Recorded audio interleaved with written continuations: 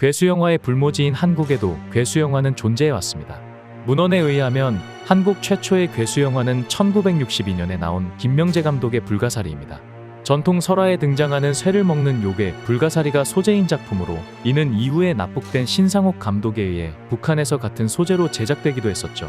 하지만 김명재 감독의 불가사리에 대한 자료는 거의 남아있질 않습니다. 이후에 본격적인 한국형 괴수영화가 등장한 해는 1967년입니다.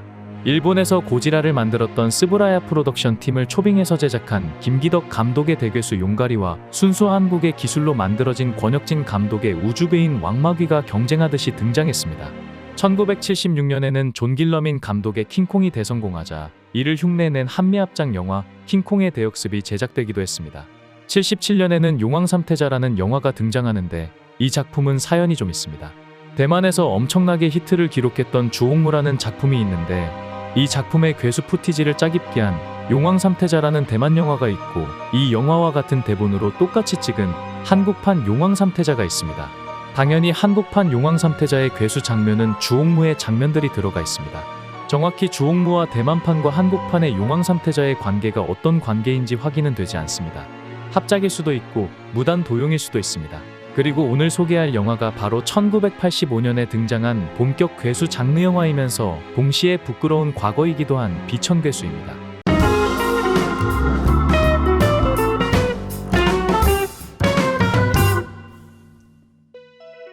과거 한국의 로봇 애니메이션들은 로봇과 캐릭터들의 디자인을 무단으로 일본에 그것을 표절한 것으로 잘 알려져 있습니다.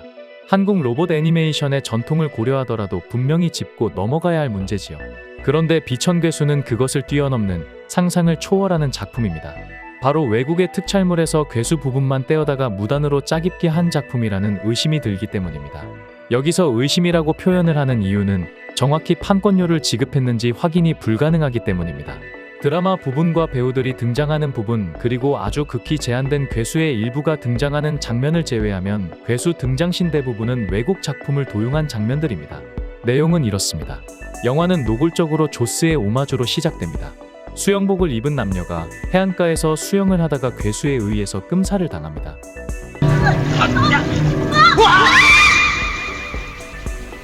그리고 베테랑 사회부 여기자 오키가 데스크의 지시로 김 박사를 취재하기 위해 옵니다.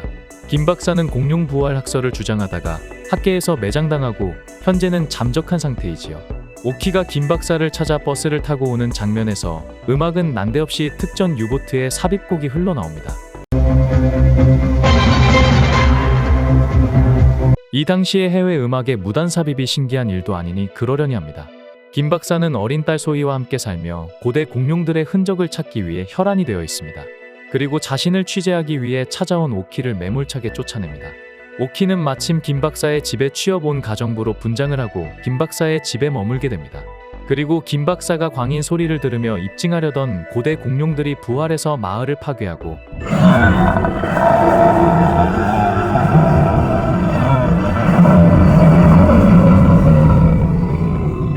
오키가 소희와 함께 죽음을 건 탈출을 한다는 내용입니다.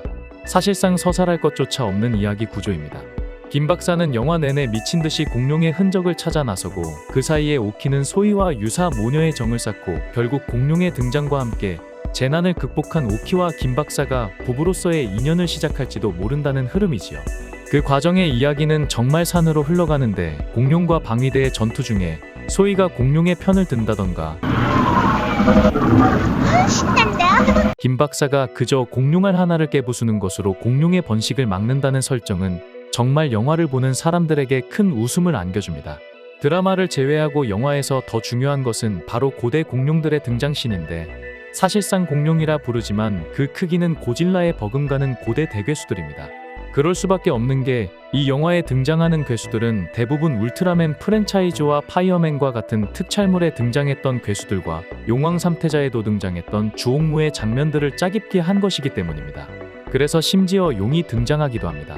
결국 괴수들을 격침하는 것은 우리나라에 존재할까 싶은 전투기들입니다. 영화가 제작된 시대 상황을 감안하면 이 영화 역시 반공 영화의 일환으로 제작됐을 가능성이 높습니다. 또한 괴수들이 침공하는 과정에 정신이 없어 갓난아이 대신 베개를 업고 피난하는 여성 시퀀스는 아마 이 영화에서 가장 유명한 장면일 것입니다. 비천괴수는 극장 개봉과 함께 TV를 통해 방영되기도 했었고 이후로는 이 작품을 볼 수 있는 방법이 없었지만 얼마 전 놀랍게도 북미에서 블루레이로 출시가 됐고 그 덕분에 아마존 프라임을 통해 서비스되기도 합니다.